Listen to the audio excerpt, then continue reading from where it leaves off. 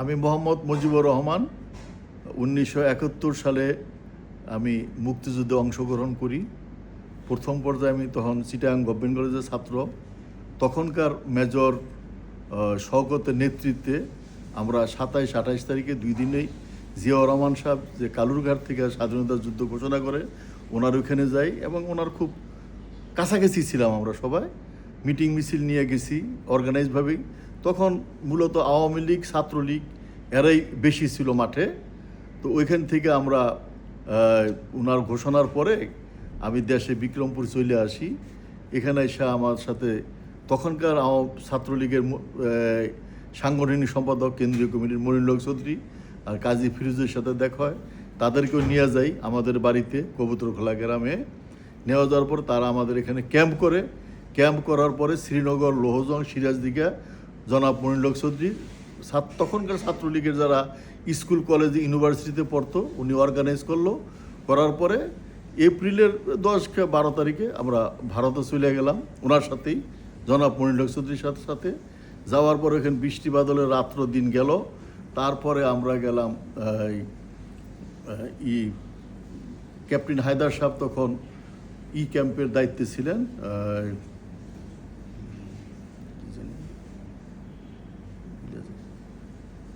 মেলাঘর ক্যাম্পে। তো ওইখানে আমরা থাকতাম।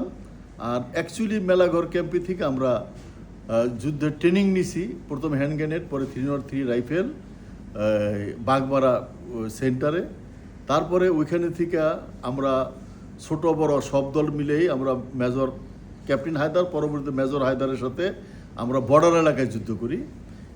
চিটাগাং, হিল ট্র্যাক্স, হরিণা দিয়া ঢুকলাম একবার। দেওয়ার পরে আমরা 2.5 দিন পর্যন্ত না খাইয়েছিলাম। আমরা বিভিন্নভাবে আমরা গেছিলাম অ্যাম্বুশ করতে, উল্টো আমাদেরকেই পাক বাহিনী বা রাজাকার আলবদররা অ্যাম্বুশ করে ফেলাইছে। যাই হোক, শেষ পর্যন্ত ওইখান থেকে আমরা যুদ্ধ করার পরে অনেক লোকই আমাদেরও কিছু শহীদ হয় এবং শত্রুপক্ষ পাক বাহিনীর অনেক সোলজারকে আমরা ওইখানে হত্যা করতে পারি। এরপরে ওখান থেকে আসার পরে আমরা কুমিল্লার বর্ডারে কিছুদিন, আখাউড়ার এখানে কিছুদিন। তখন আমাদের সাথে অন্য আমার এখন এই মুহূর্তে মনে নাই, কিন্তু কয়েকজন লেফটেন্যান্ট ক্যাপ্টেন এরও মেজর হায়দারের সাথে ছিল। আমরা যুদ্ধ করার পরে একটা পর্যায়ে আমাদের নেতারা, তৎকালীন ছাত্র সংগ্রাম পরিষদের চাইনি নেতা নুরুল আলম সিদ্দিকী, আসম আব্দুর রব, শাহজাহান সিরাজ, আব্দুল কুদ্দুস মাখন, তারা মেলাঘর ক্যাম্পে আসার পরে মেজর হায়দারের কাছ থেকে আমাকে নিয়ে যাওয়ার পরে ওইখানে আমাকে ট্রেনিংয়ে পাঠায় দেয় দেরাদুন মিলিটারি একাডেমিতে। ওইখানে আমি ট্রেনিং নেওয়ার পর আমাদের সাথে তখন উল্লেখযোগ্য অনেকের কথা মনে নাই, তবে হাসানুল ইনু, শরীফ নুরুল আম্বিয়া, আফমা মাহবুব, হাসান ভাই সহ মহিউদ্দিন সাহেব, তারপর খসরু ভাই, এরা অনেকেই ছিলেন। ট্রেনিং করার পরে আমরা আবার চলে আসি আগরতলায়। আমাদের জন্য ছিল 2টা, একটা হইল শ্রীধরবিলা আর একটা ছিল কলেজ টিলা। তা আমরা কিছু শ্রীধরবলা থাকতাম, যেখানে আসম আব্দুর রব সাহেব থাকতেন আর আব্দুল কুদ্দুস মাখন সাহেব থাকতেন হইল কলেজ টিলায়। এখান থেকে আমরা টুকটাক বিভিন্ন জায়গায় আমাদেরকে ওই যুদ্ধে নিয়ে যায়, তো বিশেষ করে বর্ডার এলাকায়, অন্য খুব ভিতরে না।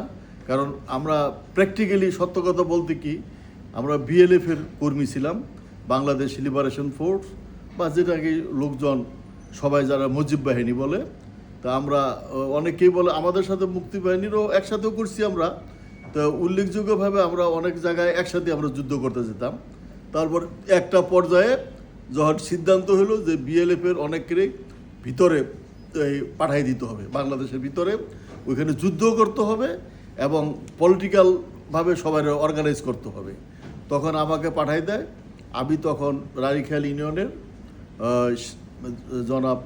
শ্রী সিমির্তির বাড়িতে আমরা ক্যাম্প করে অনেক ছেলেপেলেকে ট্রেনিং দেওয়াই, যুদ্ধও করি, মোবিলাইজ করি বিভিন্ন জায়গায়।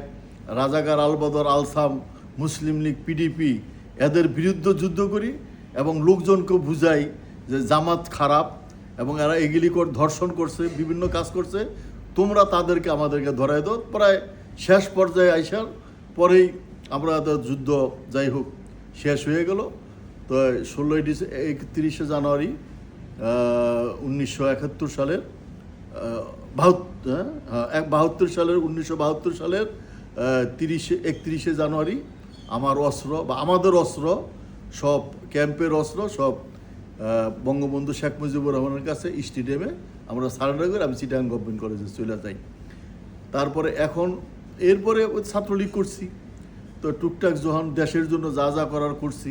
এখন বর্তমান পরিস্থিতি যে কথাবার্তা ওঠে যে স্বাধীনতা যুদ্ধের সাথে মুক্তিযুদ্ধের সাথে 2024 সালের যে আন্দোলন বিপ্লব এটার অনেক একত্র করতে চায়, এটা ঠিক না। মুক্তিযুদ্ধ একবারে হয়। মুক্তিযুদ্ধ মানে বুদ্ধিজীবীরা সাপ থাকবে, যোদ্ধারও থাকবে, সশস্ত্র বাহিনীও থাকতে হবে। আর এখানে অন্য অন্য যুদ্ধ যাই গেছে 1952 সালে ভাষা আন্দোলন, মিটিং মিছিল, 1962 সালে শিক্ষা আন্দোলন, শামসুজ্জামান এদেরকে নেতৃত্বে মিটিং মিছিল, 69 তোফায়েল আহমদের নেতৃত্বে মিটিং মিছিল। কিন্তু 71 সালের যে আমরা মুক্তিযুদ্ধ করছি সেটা সশস্ত্র ছিল। তার পরবর্তী এরশাদ সাহেবের বিরুদ্ধে আন্দোলন হয়েছে, সেটা সশস্ত্র হয় নাই, মিটিং মিছিল। তারপরে এরকম সবার শেখ হাসিনার বিরুদ্ধে যেটা হয়েছে, ওনাকে তাড়ানোর জন্য যেটা হয়েছে, এটা মিটিং মিছিল। এখানে কোনো অস্ত্রের কোনো জনজানি ছিল না।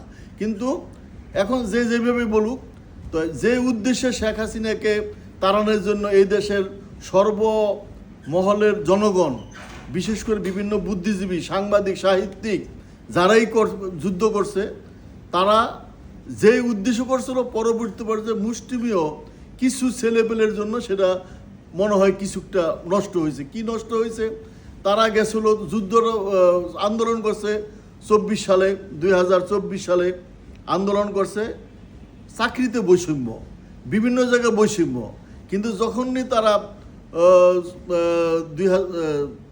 2024 সালের 5ই আগস্ট আন্দোলন হইল, গণ-অভ্যুত্থান হইল, গণ-অভ্যুত্থানের পরে দেখা যায় বর্তমান যে এনসিপির নেতারা বা কিছু জামাতের নেতা কর্মীরাও তারা তখন বিভিন্ন জায়গাতে লুটপাট করছেই, বিভিন্ন মেডিকেল কলেজ, হসপিটাল, তারপরে আরেকজনের বাড়ি দখল করা, যে এনসিপির বর্তমান যে অফিস, তারা কোন ক্যাপাসিটিতে কত টাকার মালিক এরা তো এখন দখল করছে বাংলা মোটর একটা গ্রুপের তারপর তারা মন্ত্রিত্বও করছে।